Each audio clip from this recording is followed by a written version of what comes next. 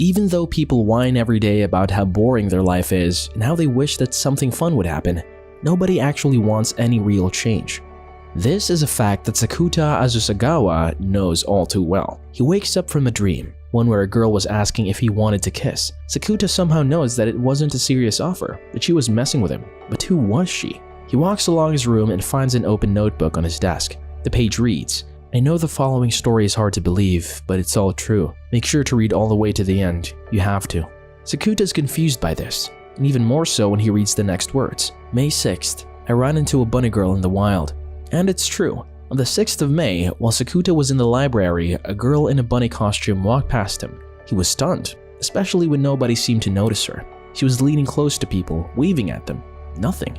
Sakuta stared at her, and eventually she stopped beside him. "So you can still see me?" she asked. He calmly nodded, and without much of a reaction, the girl walked away. "You're Sakurajima-senpai, aren't you?" Sakuta asked her before she could leave. So the girl surmised that he attended the same school. He told her his name along with how to spell it, while the girl simply responded that she's Mai Sakurajima. Sakurajima is spelled like Mai Sakurajima and Mai is spelled like Mai Sakurajima. But Sakuta already knew that. She's famous after all. Unmoved, she only warned him to forget what happened that day and to stay far from her. If he understands, then say yes. Sakuta, however, just stared at the girl, and Mai left without waiting for a response. How can Sakuta even forget such a thing? One morning, he wakes up with his sister, Kaidi, beside him. He boredly wakes her up, and when she clings onto him, he pushes her away and calls her heavy. Kaidi, on the other hand, just answers that it's all because half of her is filled with love for him.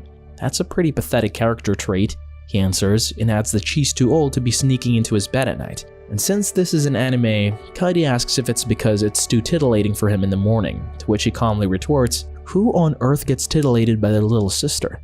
"That's a good question, Sakuta." Who? During his morning commute with his friend, Kunimi, Sakuta asks him about his opinion on bunny girls. "Do you like them?" he asks. And when Kunimi says no, Sakuta correctly supplies that he must love them. Right on the money. That said, what would he do if he ever bumped into one? Say, a library. Kunimi answers that he'd do a double take, and that is that. At school, Sakuta notices Mai. When he mentioned her, Kunimi says that she's a celebrity, not just in school but in actual showbiz. She's on hiatus. In any case, Kunimi's just happy that his friend is showing interest in a girl who isn't Shoko Makinohara. Sakuta clarifies that it's not about romance, he just noticed that Mai's always alone. All of a sudden, Kunimi's girlfriend, Kamisato, arrives and pulls him close to her. With that, he bids his buddy adieu. All the while, Kamisato's glaring daggers at Sakuta. What's up with that? The day marches on for Sakuta and he spends it in apparent solitude. The introspective boy mulls over Mai, how she only started her school halfway through, and how that made her an outsider. He knows very well that once people have established a particular order, it's hard to break into it. Stand out too much and everyone will talk crap about you. That's what the society known as school is like. Because of this, nobody could bring themselves to talk to Mai. After all, no one wants to stand out or feel isolated. Sakuta figures that this is why she's staying invisible, why she's going with the flow. While he's having a peaceful lunch by himself, Kamisato approaches him and demands that he stay away from Kunimi. Despite Kamisato's very clear hostility, Sakuta calmly counters that he's not getting in the way of their relationship. But that's not Kamisato's point. She doesn't want Kunimi's reputation to plummet by associating himself with Sakuta, the class outcast, especially after the hospitalization incident. "Oh, the hospitalization incident," Sakuta responds, almost boredly. He then asks if she's fine with her ruining her own reputation by talking to him, which only irks Kamisato further. "Are you picking a fight?" she asks. "No, just fighting back. Why are you so mad? Is it that time of the month?" Sakuta counters, which finally has Kamisato storming off in annoyance. On his way back home, Sakuta finds Mai waiting for a train. He spots a guy sneakily taking a photo of her, so he blocks it, spurring the guy to ask what's up with him. Sakuta simply answers that he's a person, then asks if he's a sneak-shotting alien. Embarrassed, the guy angrily walks off, and Sakuta settles beside Mai to wait for the train. To his surprise, Mai thanks him, and she correctly guesses that he expected her to tell him to mind his own business. She says she'll make do with thinking it, making Sakuta respond that he wished she didn't say that out loud either. Suddenly, she tells him that she's used to getting her pictures taken. Sakuta counters that even if she is, it's the kind of thing that chips away at her. "Chips away? You're right," Mai answers. She then receives a call from her manager, but she doesn't answer it. The train's already there, and she already knows what the caller wants. The two sit together on the train, and Sakuta mentions the bunny girl incident. And no, he can't forget about it. How can he? When she looked so ooh la la. Mai gets flustered at this and mutters that he better not have done anything weird while thinking about her. Well, not that she'd minded if her junior was fantasizing about her.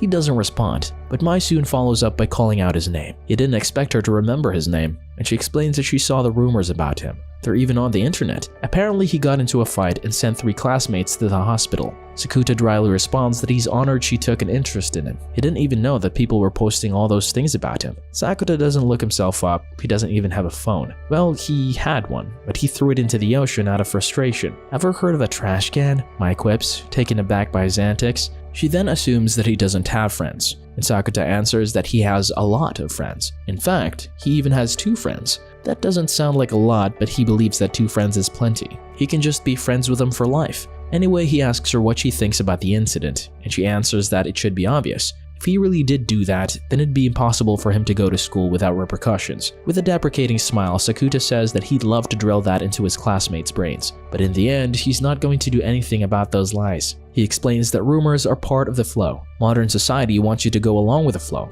and if you don't, then you're treated like trash. To Sakuta, it's completely pointless to fight it. She then concludes that instead of clearing the air, he's just giving up before he even tries. A period of silence between them follows, which Sakuta eventually breaks to ask what the bunny girl business was about. But instead of directly answering him, Mai talks about how she's been in the public eye ever since she landed that morning series at the age of 6. It grew stressful over time, and wherever she went, people knew her. At some point, she even started wishing that she could go to a world where no one knew who she was. She first noticed that some people couldn't see her on the first day of Golden Week, when she was at the aquarium. She thought that people were just too preoccupied by the fish, but even the cafe waiter couldn't see her. Sakuta interrupts to ask if she had gotten herself banned by the cafe, and Mai answers, of course not. "Senpai, your foot," he says, as the said senpai stepped on his. But when Mai calmly asks what about it, the unmoved Sakuta answers, "Nothing." He feels very fortunate to have her step on him. She goes on to say that when she ran out of the cafe and went to Fujisawa, everyone could see her normally again. Since then, she's been going to random places wearing the bunny costume to see if nobody can see her.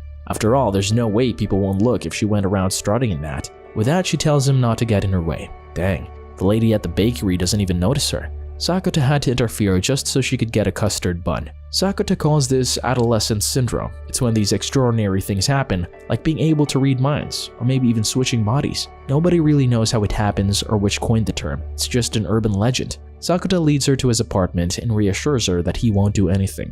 Once they enter his apartment, Mai insists that Sakuta call her Mai-san. Without warning, Sakuta starts to take off his shirt, which freaks Mai out. However, her worries are quelled when he reveals a scar on his torso. Sakuta explains that he doesn't even know how he got this. He then shows her a picture of Kaidi when she was injured after a stream of cyberbullying, something about not replying to a certain message. A popular girl in school just started hating her, and after that, people started insulting her on social media. One day, she came home, and he started seeing his sister getting wounds out of nowhere. This is why he believes adolescent syndrome exists. This wound was part of that, except he doesn't even know why it came up. One morning, he just woke up covered in blood and was in the hospital. Remember the hospitalization incident? He's the one who was actually hospitalized. Kaidi opens the door and gets flustered at the sight of Mai in the room with her brother. An absolute misunderstanding. Sakuta calmly introduces Mai to her as his senpai in school. Of course, there's the cat Nasuno too. Kaidi, out of shyness, quickly hides. Sakuta explains that she's not the type to go out or watch TV, which is why she doesn't even recognize Mai. He believes that going back to showbiz is the best approach for Mai. She won't be invisible if her face is everywhere after all. Besides, she seems to want to return anyway. Mai doesn't remember saying such a thing to him, but Sakuta tells her that he noticed her boring a hole at the movie ads in the train. She should just do whatever she wants. Mai tells Sakuta to mind his business before taking her leave. He goes after her to give her the bunny costume, but she's not interested in taking it at all. Looks like Sakuta touched an incredibly sore spot. At the school computer laboratory, Sakuta decides to Google Mai Sakurajima, only to see related words indicating various scandals, ranging from carrying a child to involvement in the adult industry. While in the staff room at work, Sakuta asks his friend if he knows why Mai went on hiatus. Well, as far as Kunimi knows, she did it to study, right? They are then informed by their supervisor that the female announcer is in the restaurant. The announcer greets him as if she's known him, but Sakuta says he doesn't know who she is. This prompts her to take out her calling card, which says that she is Fumika Nanjo from BKS Television. She was in the area covering a story about whitebait and came here to see Sakuta during her free time. And she wants Sakuta to go, please. Sakuta responds, "You seem out of your mind." so I'll assume your order is one ambulance. Fumika asks him if he still won't talk about the incident, and Sakuta is certain that that will be the case for the rest of his life. Fumika continues to push it and even asks if she can get a picture of the scar on his chest, much to Sakuta's displeasure. But then it dawns on him. He can ask Fumika why Mai went on hiatus, so he does. At the school chemistry lab, Sakuta's friend Futaba discusses his fascination with the starlet. He specifically asks her if it's possible for a person to exist but not be seen, like, you know, the Invisible Man. With a deadpan look, Futaba asks him if this is so he can sneak into the girl's bathroom. What a rascal. But that's not what Sakuta wants. Turns out, Futaba is also aware of the concept of adolescent syndrome, but she doesn't believe it exists. Sakuta is aware that it sounds illogical, but that's why he went to her. He wants to find a rational explanation for whatever is going on. For example, can he disappear when he's just seated in front of her? Futaba tells him that it is possible because the human brain doesn't look at the thing it doesn't want to see. There's also measurement theory. It's the idea that something can only be confirmed to exist when observed. Futaba mentions the concept of Schrodinger's cat, the idea that as long as the cat is inside the box, it's both alive and dead at the same time. It makes sense. Mai Sakurajima existed in showbiz where everyone could see her. Now that she's stopped, what now? While ordering a custard bun from the auntie, Sakuta asks her if she knows of the child actor Mai Sakurajima. Auntie doesn't know any celebrity with that name though, but the looks of it, it's not just about seeing her. Her existence in itself is now into question. This worries Sakuta, and by instinct, he rushes back home. When he arrives, he sees Mai sitting in front of the door, starving. She can't buy anything anymore, and more people can't see her. Anywhere around Fujisawa Station is a no man's land for her. Sakuta offers the hungry Mai his custard bun. May 6th, the time he saw a bunny girl. Their first meeting and the start of everything. He couldn't forget it. Sakuta can only hope that his future self will remember too. The idea of Schrodinger's cat is more about quantum physics than it is an explanation of adolescent syndrome. Futaba puts a cat figurine with some chemicals in a box. Once the box is closed, she asks him if the cat is alive or dead. Sakuta believes there is a 50-50 chance for either to happen with how everything has been conducted. Futaba continues to explain that one has to open the lid to truly know. While the cat is unobserved in the box, it remains half alive and half dead. Is it the same for humans? Until an observer confirms someone's existence, then it's like they don't exist at all. While grocery shopping with Mai, Sakuta discovers that no one can see anything she comes into contact with, like the carrot she's waving in front of this guy. He now wonders what will happen if he touches her. Mai teasingly asks if he wants to hold her hands, and to convince her, he says that he does since he's never held a girl's hand before. She'll be his first. Mai calls him a creep but grabs his arm anyway. Are you having some degenerate thoughts right now? Mai cheekily asks. Actually, they're 100 times more degenerate than what you're probably thinking. Sakuta fires back, which takes her aback. Very Bakemonogatari-esque. As they're heading back to Mai's apartment with her groceries, she clarifies that Sakuta won't be entering the apartment. Besides, aren't they still in the middle of a fight? Sakuta insists that she hasn't been honest and that if she wants to continue working as an actress, she should. She snaps at him to mind his own business. Sakuta then mentions that he knew of the swimsuit incident, where her mother insisted that she wear one and signed the contract for it even when she didn't want to. He believes that she took a hiatus from showbiz to get back at her mother. Since Sakuta won't stop talking about it, Mai finally slaps him across the face. He doesn't know how she suffered. She's so young and forced to wear such an outfit by her mother, the person who's supposed to protect her. And for what? Money? All her mother wanted was to use her to make money. Still, Sakuta encourages her to come back, to remove the bad taste the incident left. Mai quickly questions him about where he got that story from. He tells her that he heard it from Fumika Nanjo. Turns out, she's also interested in the phenomenon of adolescent syndrome. She's doing some investigating on it. He traded the information on her by allowing Fumika to take a picture of the scar on his chest. Mai can't help but worry about how this media attention could possibly affect Kairi. Oh well, either way, she wants Fumika's contact info. She gives her a quick call. By the looks of it, she's working with Fumika. She tells her that she doesn't want Sakuta's scar to be shown on television in exchange for a news scoop. Mai will be going back to showbiz, except this time she won't be in her mother's agency. When this happens, Mai promises to give Fumika an exclusive interview. As they continued on their way home, Mai admitted that she did love the thrill of making movies. She thinks that by lying about her feelings about it, she fell into this adolescent syndrome. But a part of it was also because she was hungry. They then promised to meet each other again at the Fujisawa station, and Mai jokes that if he's late even by a minute, she'll ditch him. At this point, Sakuta believes that he didn't even have to step in. Mai could just handle everything on her own. On May 25th, Sakuta gets stressed and heads to the Fujisawa station to meet up with Mai. On the road, he spots a crying girl, but as he's trying to figure out how to help her, a woman kicks him down and calls him a kitty-loving degenerate. When he and the kid clear things up, Mama tells Sakuta to kick her back so they'd be even. Sakuta, being Sakuta, takes her up on that, but after giving his swift kick, they get caught by a policeman. He's stuck there for a bit since the lady was constantly on her phone. Her reason? If she doesn't reply immediately, people will stop being her friend. After that, Sakuta finally meets with a disgruntled Mai. He jokes that she's an imposter. Guys, no. Behave in the comments, because she wouldn't have waited for him given how late he was. Though after he gives her the 411 on the train, she understands. Mai then asks why she's always looking out for her, especially since most people wouldn't bother with troublesome girls like her. At first, he says he wants to get to know his beautiful senpai, but that's not really it. Sakuta explains that it's hard to be in trouble when you don't have anyone to rely on. He remembers how nobody believed him, even their mom, when Kaede had strong bursts of adolescent syndrome.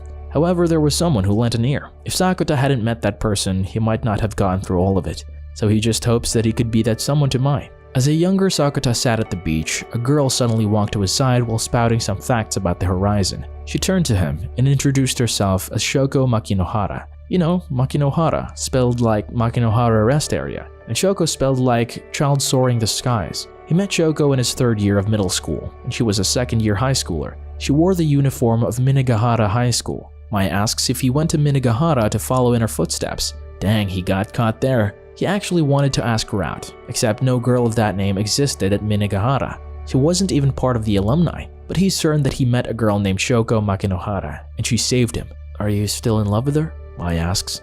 I was totally in love with her, Sakuta responds. Sure, he said he loved a woman on their date, but it was a was scenario. It's in the past now. Suddenly, Mai points to a woman coming over, and Sakuta recognizes her as Mai's mother. Turns out they'll be meeting there at the beach to tell her mother she'll be going back to showbiz and signing with a different agency. That's what she'll say, but her mother walks past her and then asks Sakuta if he's the one who texted her about meeting on the beach. Oh no. Sakuta introduces himself as Mai's junior, except this woman doesn't even know anyone named Mai. Sakuta clarifies that Mai is her daughter, but that's the thing, she doesn't have one. So what about the text? Yes, she got one, but the sender's blanked out. As Sakuta questions Mai's mother, Mai tries to hold him back and urges him to stop. Eventually, she leaves and tells Sakuta to stop pulling pranks. Later that day, Sakuta tries to ask people if they know of the actress Mai Sakurajima. They don't. She's not just vanishing from people's sights, but also disappearing from their memories. Sakuta quickly calls Fumika and realizes that all she remembers is that she promised him she would not disclose the pictures, just him.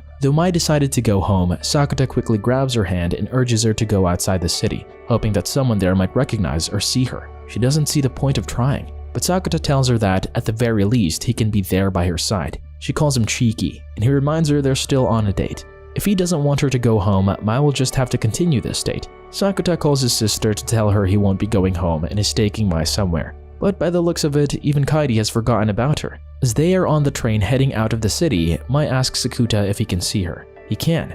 Here? Loud and clear. Does he remember who she is? Mai Sakurajima, 3rd year in Kanagawa Prefectural Minagahara High School. She made her debut as a child actor and had many popular roles. She's a bit twisted, Sakuta tells Mai. In fact, she's so uncertain, but she decides to hide it. He takes Mai's hand and tells her, I want to hold it. Mai agrees and intertwines her fingers with his. The two rent out a room in the next city, and as Mai's taking a shower, Sakuta calls Kunimi. He still remembers Mai. Surprised, Sakuta gets Futaba's number from him, then calls her. Futaba deduces that Mai's why they had a talk about adolescent syndrome. The whole situation is odd, but Mai is still visible to the students at school.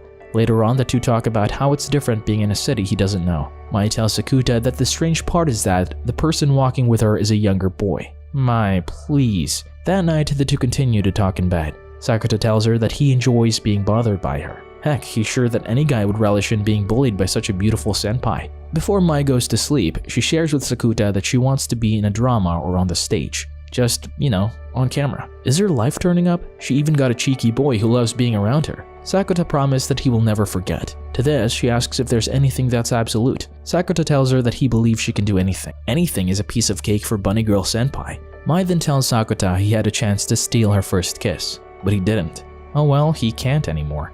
But just before the day ends, she thanks him. Thank you. Thank you for not giving up on me. Subscribe to watch more videos like this. Turn on notifications. And leave a like, it really helps the channel out. Thank you for watching.